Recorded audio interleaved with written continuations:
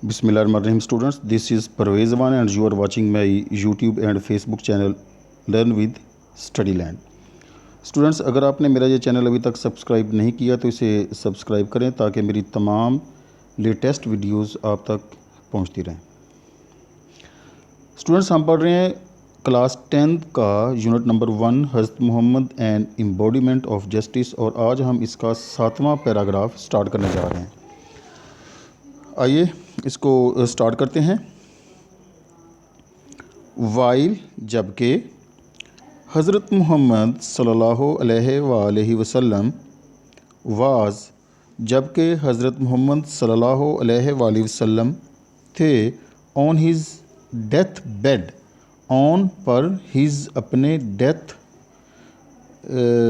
का मानी तो मौत होता है, लेकिन हज़ूर नबी करीम सल्लल्लाहु अलैहि वसल्लम के हवाले से ये लफ्ज़ इस्तेमाल करते हुए मेरा दिल नहीं चाह रहा है, तो इसका तर्जुमा मैं ज़रा इसका मानी और तरह से आपको बताऊंगा। बेड, बिस्तर।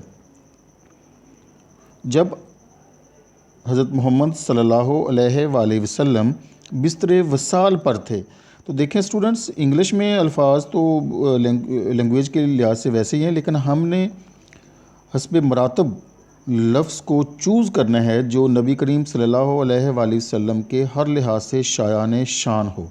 तो मौत, बिस्तर मर्ग, ये बड़े आकवर्ड से और एक आम इंसान के लिए तो इस्तेमाल किए जाने वाले अल्फाज हैं, लेकिन मेरे प्यारे नबी के लिए इस किस्म का लफ्ज़ इस्तेमाल करना कम से कम हमारे अक़ीदे में, हमारे ईमान में नहीं आता है और हमें ये ज़ेब नहीं देता है। तो इसके लिए बेहतरीन और लिटरेली ख़ूबसूरत और एक्सेप्टेबल, काबिल कबूल जो लफ्ज़ है वो वसाल है। सॉरी। इसलिए मैंने इसकी ट्रांसलेशन बिस्तर वसाल की है। आम तौर पर बिस्तर मर्ग भी होता है, बिस्तर रहलत भी होता है, मौत का बिस्तर भी होता है, वगैरह वगैरह। तो इसकी सारी ट्रांसलेशन क्या है? हज़रत मोहम्मद सल्लल्लाहु अलैहि वसल्लम was on his death bed, जब हज़रत मोहम्मद सल्लल्लाहु अलैहि वसल्लम बिस्तर वसाल पर थे। ही प्रोक्लेम्ड, आप सल्लल्लाहु अलैहि वसल्लम ने ऐलान फरमाया। इसके बाद ये दो कॉमाज आ रहे हैं, इसकी ग्रामेटिकल एक्सप्लेनेशन के पोर्शन में मैं एक्सप्लेनेशन कर दूंगा।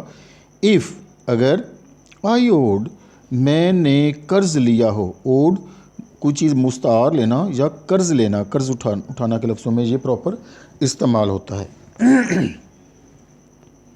इफ़ आई ओड, अगर मैंने कर्ज़ लिया हो, समथिंग, कोई चीज़, टू एनीवन, किसी से, अगर मैंने किसी से कुछ कर्ज़ लिया हुआ हो, और ये सेमीकोलन है आगे, अगला इसका हिस्सा शुरू हो रहा है, और या इफ़, अगर, आई, मैंने, रॉन्ग्ड, कुछ गलत किया हो। रॉन्ग बेसिकली नाउन है और ये वर्ब के तौर पर भी इस्तेमाल होता है, और यहाँ पर बतौर वर्ब ही यूज़ हुआ है। रॉन्ग्ड, गलत किया। और इफ़ आई रॉन्ग्ड, या मैंने कुछ गलत किया हो, एनी पर्सन, किसी शख्स के साथ, और या डैमेज्ड, नुकसान पहुँचाया हो, एनी वंस प्रॉपर्टी, किसी की जायदाद को। अपोस्ट्रोफे ये आप देख रहे हैं, अपोस्ट्रोफे है, इसका मतलब है मलकियत। एनी वंस प्रॉपर्टी, किसी की जायदाद को, और ऑनर, या किसी की इज़्ज़त को। माई पर्सन, मेरी ज़ात, माई ऑनर, मेरी इज़्ज़त, मेरी रिस्पेक्ट, एंड, और, माई प्रॉपर्टी, मेरी जायदाद, और हेयर, यहाँ मौजूद हैं। ही मे टेक, वो ले सकता है, रिवेंज, बदला, ऑन मी, मुझसे, इन दिस वर्ल्ड, इस दुनिया में। तो इसकी सारी हम ट्रांसलेशन करते हैं। He proclaimed, if I owed something to anyone, और if I wronged any person, और डैमेज्ड एनीवन्स प्रॉपर्टी और honour, my person, my honour, and my property are here, and he may take revenge on me in this world।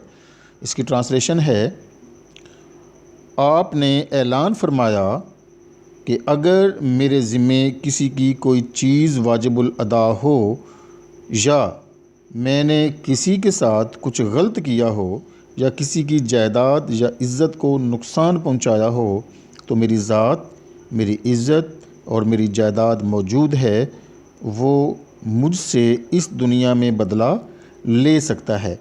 He may take revenge, may take है ले सकता है, एक option है, ना लेना चाहे तो वो उसकी मर्ज़ी है।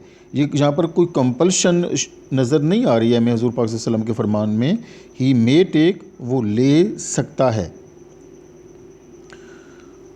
नेक्स्ट लाइन हमारी है, देयर वॉज कंप्लीट साइलेंस, मुकम्मल खामोशी थी, मुकम्मल खामोशी। तो देर का लफ्ज़ी मानी तो होता है वहाँ, लेकिन इस पर्टिकुलर सेंटेंस में हम इसका वहाँ का की ट्रांसलेशन नहीं करेंगे। तो हम ट्रांसलेशन कैसे करेंगे, इस पर मुकम्मल खामोशी छा गई, ये इसकी प्रॉपर ट्रांसलेशन होगी। लेकिन आप ज़रा डिफरेंट तरीके से भी कर सकते हैं। कैसे कर सकते हैं, जैसे मैंने यहाँ पर लिखी है, आप इसको ज़रा गौर से देखें। मुकम्मल खामोशी छा गई, ये नहीं करना है कि वहाँ पर मुकम्मल खामोशी थी, ये लफ्ज़ी तौर पर इसकी ये ट्रांसलेशन बन रही है, लेकिन देर के मीनिंग्स को आपने हज़फ कर देना है। देर वाज कंप्लीट साइलेंस, मुकम्मल खामोशी छा गई। ओनली वन पर्सन, सिर्फ एक आदमी। How many person students?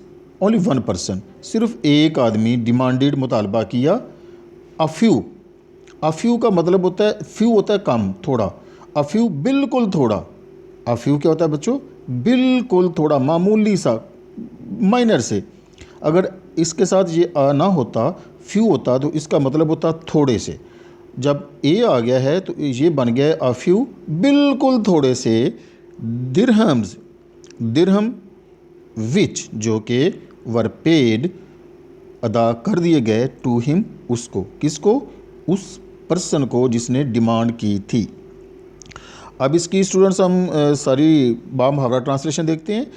Only one person demanded a few dirhams which were paid to him.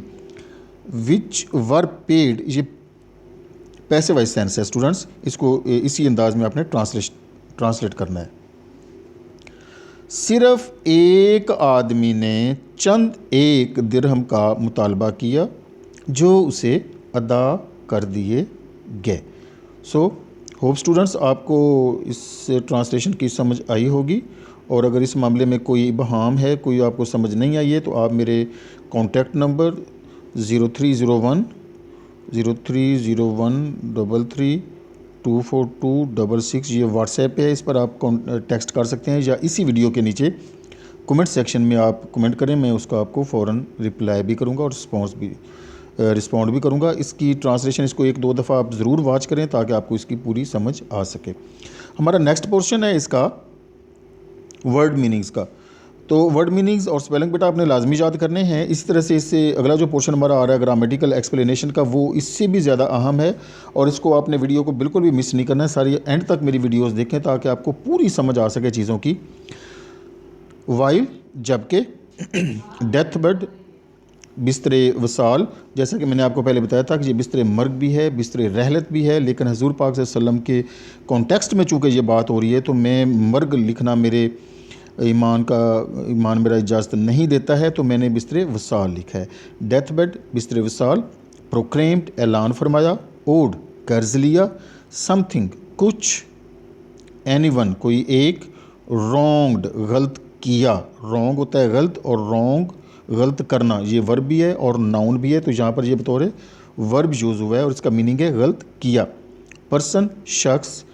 Damaged, नुकसान पहुँचाया।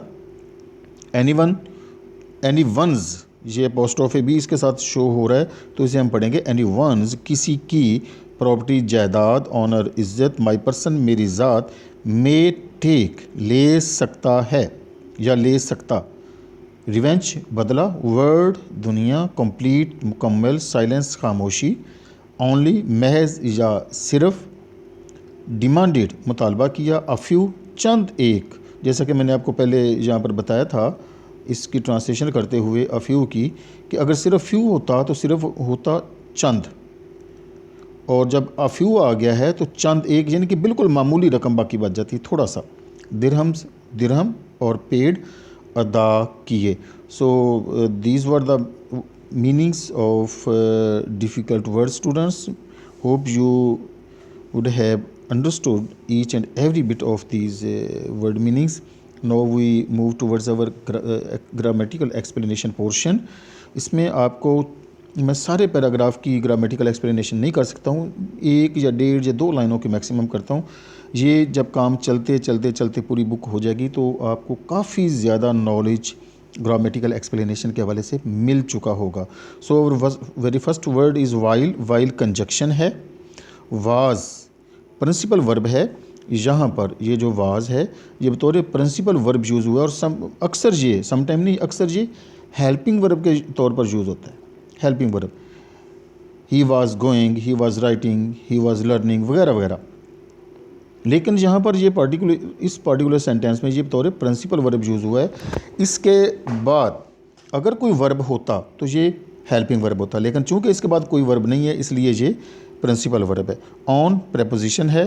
हिज प्रोनाउन है और ये कौन सा प्रोनाउन है? थर्ड पर्सन सिंगुलर का पोसेसिव केस है, ये भी याद रखें। थर्ड पर्सन सिंगुलर का पोसेसिव केस है। डेथ नाउन है और ये कौन सा नाउन है स्टूडेंट्स? ये एब्स्ट्रैक्ट है, ये एब्स्ट्रैक्ट नाउन है। और बेड नाउन है। असल में ये सारे डेथ को निकाल के जहाँ भी एब्स्ट्रैक्शन नहीं है वो सारे कंक्रीट नाउन होते हैं, जिस तरह से बेड। और कंक्रीट नाउन बेसिकली होता क्या है? ऐसा noun which can be covered by your 5 senses, which can be smelled, which can be seen, which can be heard, which can be felt, which can be tasted। ये सारी 5 senses में जो आ सकता है ना, बड़ा इजीली मैंने आपको बता दिया है।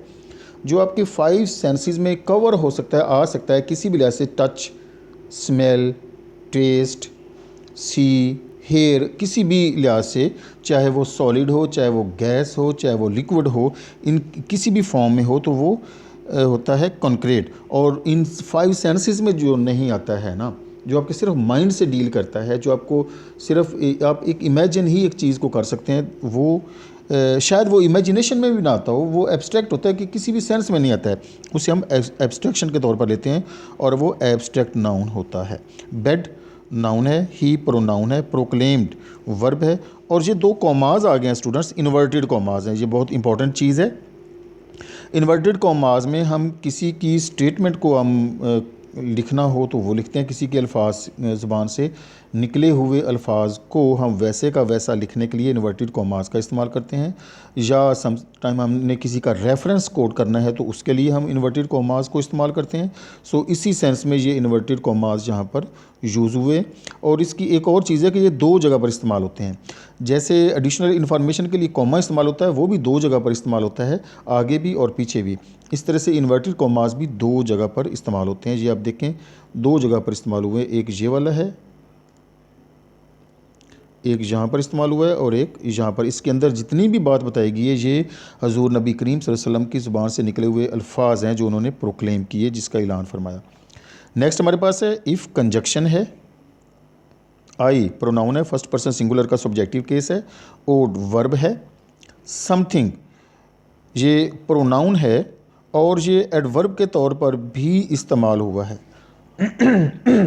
आपको बताया है मेरा एडवर्ब के मतलब जो लेक्चर है उसको सुने, उसमें क्लियरली आपको पता चलेगा कि एडवर्ब क्या होता है। कोई भी ऐसा लफ्ज़ जो वर्ब को क्वालिफाई करता है ना, वर्ब को, वो एडवर्ब होता है। और जो नाउन की जगह पर इस्तेमाल होता है वो प्रोनाउन होता है। तो जो समथिंग है ये प्रोनाउन के तौर पर भी इस्तेमाल हुआ है, यहाँ पर इस पार्टिकुलर सेंटेंस में ये प्रोनाउन के तौर पर इस्तेमाल हुआ है, लेकिन ये एडवर्ब के तौर पर भी इस्तेमाल होता है अगर ये वर्ब को क्वालिफाई कर रहा हो। नेक्स्ट हमारे पास वर्ड है टू, ये प्रेपोजिशन है। आगे फिर टू आ गया, ये भी प्रेपोजिशन है। एनीवन ये प्रोनाउन है और ये डिस्ट्रीब्यूटिव प्रोनाउन है बेटा। एनीवन ये होता है 1 आउट ऑफ मैनी का फार्मूला है इसके लिए। तो इस तरह से हमारा ये ग्रामेटिकल एक्सप्लेनेशन का पोर्शन भी मुकम्मल हुआ। होप स्टूडेंट्स आपने इसको अच्छी तरह से समझ लिया होगा। और अभी तक अगर आपने मेरा ये चैनल सब्सक्राइब नहीं किया है तो इसे ज़रूर सब्सक्राइब करें ताकि मेरी लेटेस्ट वीडियोज़ आप तक पहुँचती रहें। होप आपको समझ आई होगी। बहुत बहुत शुक्रिया। अल्लाह हाफिज़।